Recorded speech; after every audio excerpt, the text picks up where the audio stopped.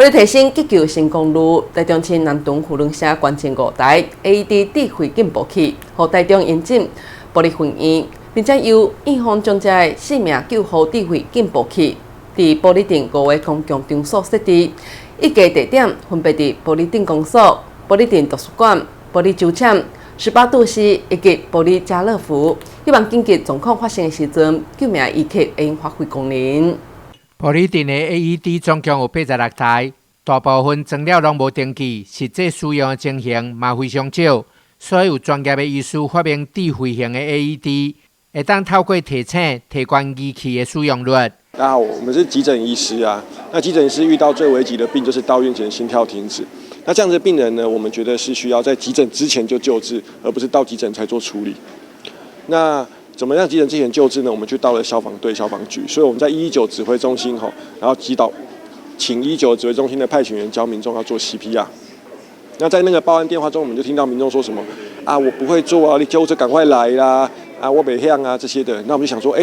假设他真的不会的话，那有没有会的人可以过来帮忙？也许附近就有很多会的人啊，所以我们就想说要研发一个装置，把这些会的人连结在一起，让会的人可以聚集在病人身边前往协助。不只是会 CPR 的人，还有呢，病人身边的 AED 也可以被连结，然后带到病人身边。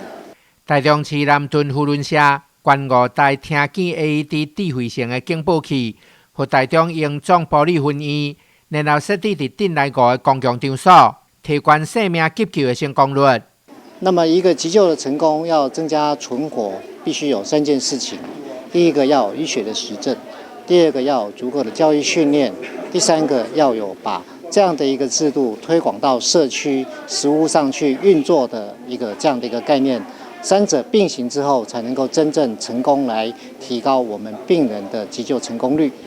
玻璃镇有真侪偏远区域，救护车无法度伫黄金时间来赶到。所以，玻璃镇长希望未来每一个社区拢爱配备这个仪器。咱33里38个社区我是希望讲做每一里每一个社区拢至少有一部这个 AED